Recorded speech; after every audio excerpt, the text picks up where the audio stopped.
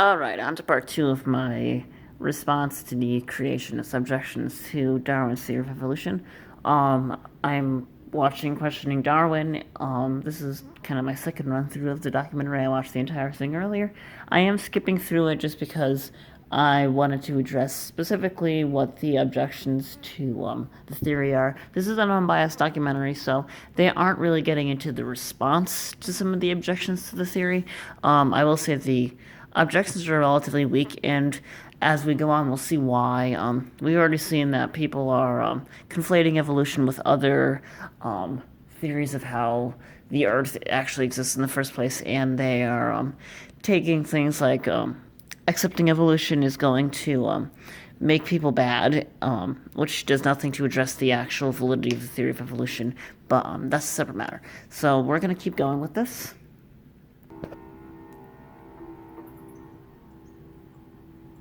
Now, if his professors had taught him that this world is not the way it used to be, that it changed because of sin, maybe if he had been taught the truth about the history in Genesis, he would have responded differently to the death and suffering issue. We are bearing the brunt of Adam's sin, and it's very difficult.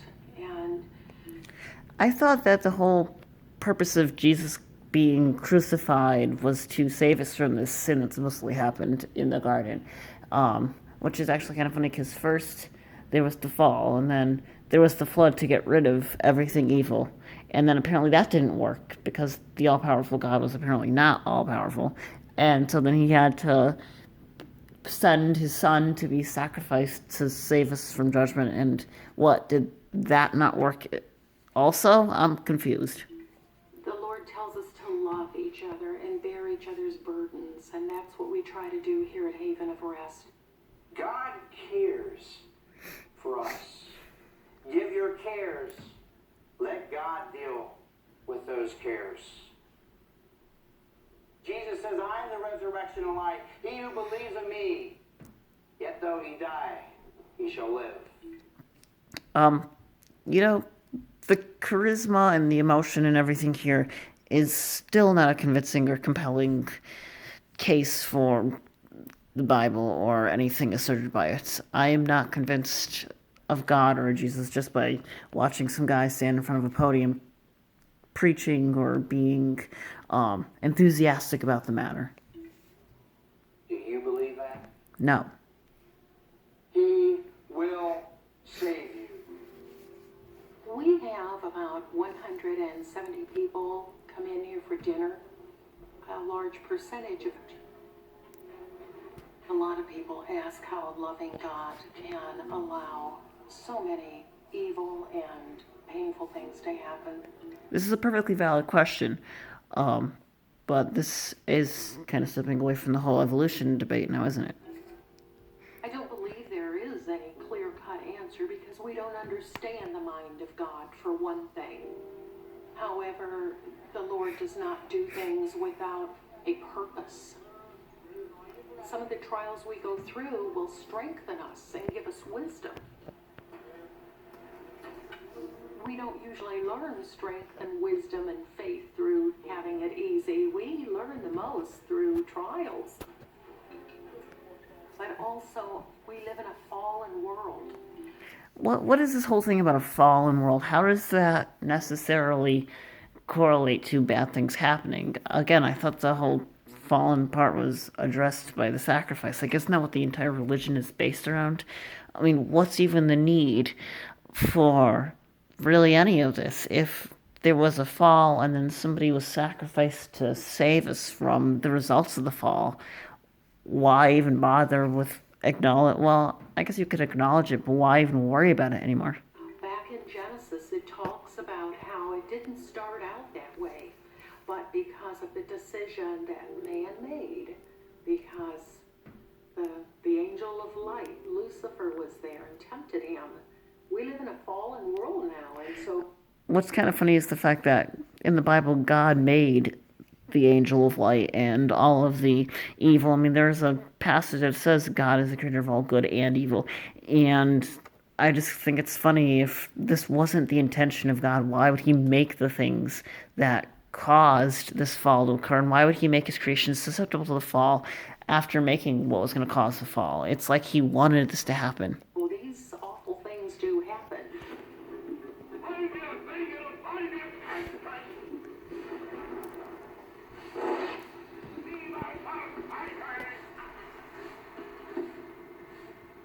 All the death and suffering we see here isn't a result of a creator God. It's sin that's the cause of what we see here. It's indirect because God created sin in the first place. Basically, the whole scene is, oh, the acceptance of evolution is the reason for all this terrible stuff that we're seeing, and we're going to showcase that. So the whole point of this room is to get across to Christians and non-Christians. It's not God's fault there's death and suffering in the world. It's our fault because we sinned in Adam. Just something to think about. The fact that the world is created in such a way that the fall would create this situation is God's fault, because there were infinite other results of the fall that could have happened aside from sin and evil.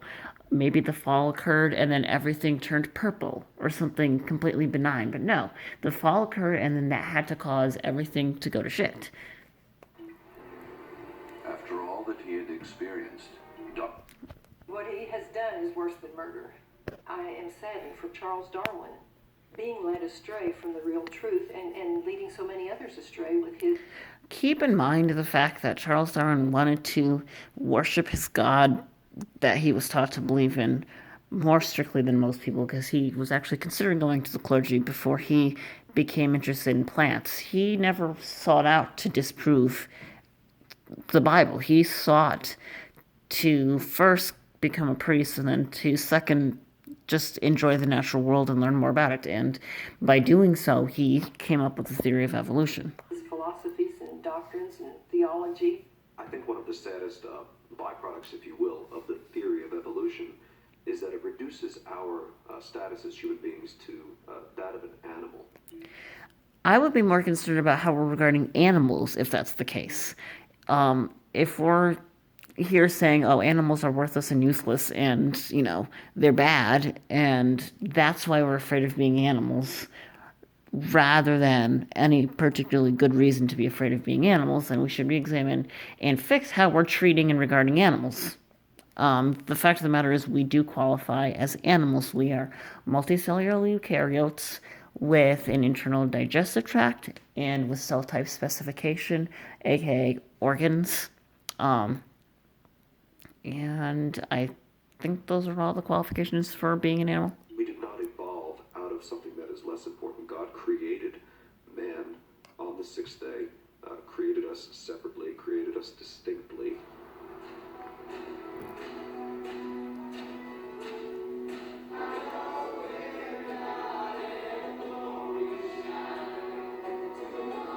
And here we go with all of the glorification and, people want to believe this because they're comfortable in a church where everybody's happy.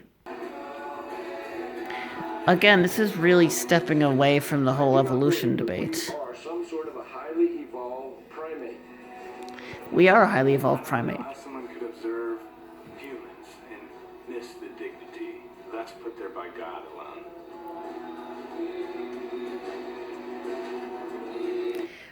I still have to ask, how does somebody's attachment to a religion have anything to do with the theory of evolution? If you're trying to disprove evolution, you should look at the facts of evolution and address them and come up with some factual way that they're not true.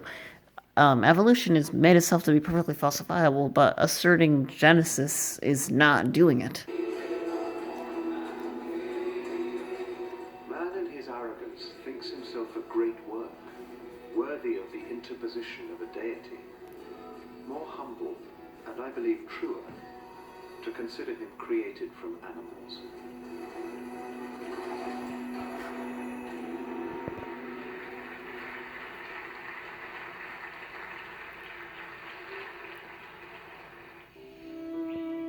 Parental and filial affection, and would inevitably acquire a moral sense or conscience. as soon as intellectual powers had become nearly as well developed as in man.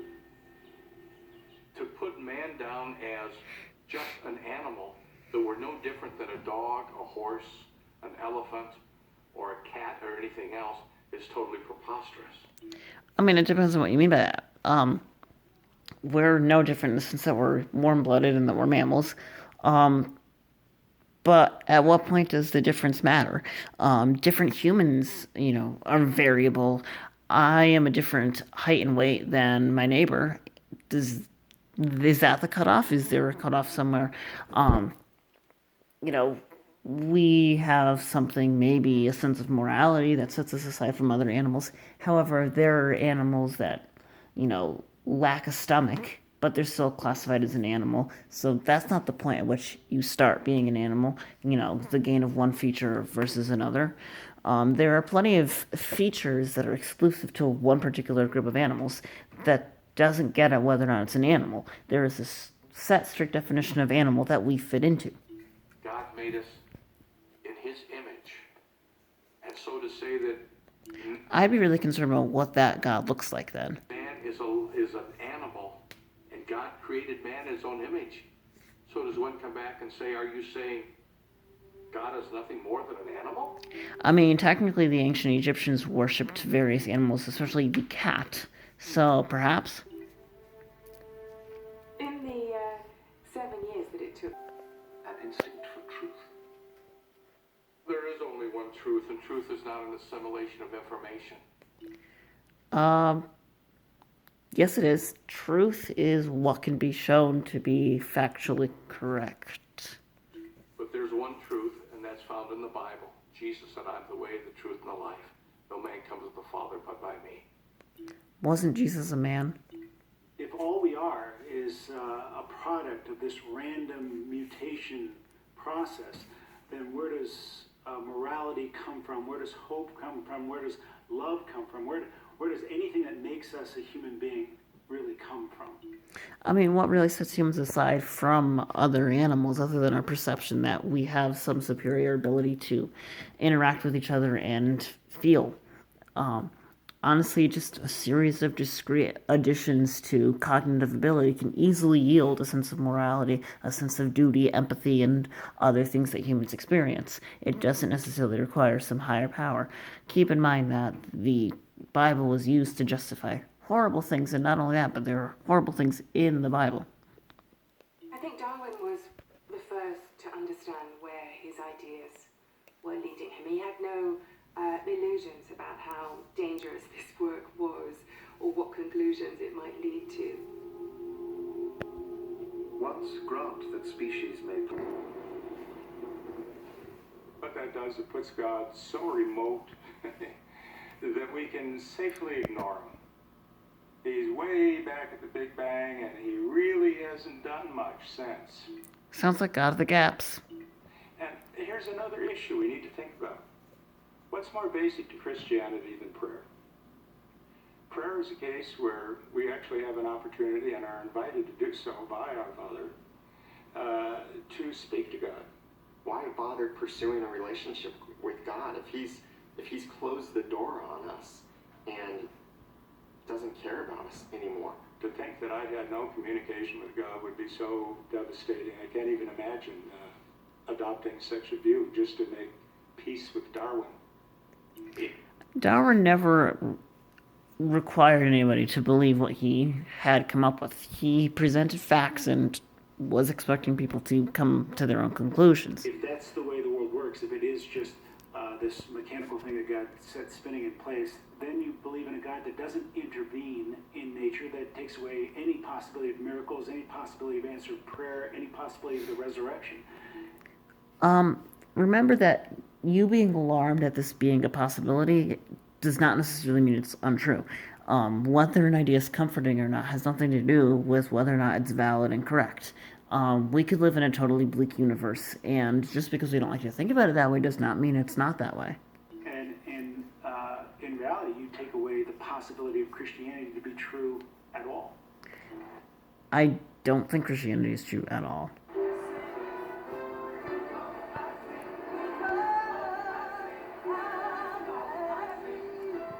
Grace Community Chapel started about 30 years ago with about 30 people gathering in a living room, and from that we have grown to 5 different campuses that all operate as one church. We average a weekend attendance of probably around 4,000 to 4,500 people. Are you using the appeal to popularity argument right now? Since the 1990s, the number of megachurches in the United States has increased fourfold. We have a lot of outreach going on overseas. I think we're probably involved in 30 different countries. In the Middle East, in the Far East, across the world, in South America and Africa, here in the States. The only growing branch of Christianity, I think, is evangelical, biblical Christianity that is faithful to the Scriptures.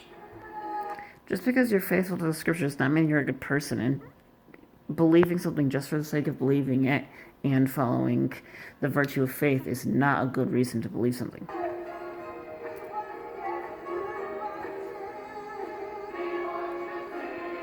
Alright, I'll spare you the rest of this torturous, obnoxious,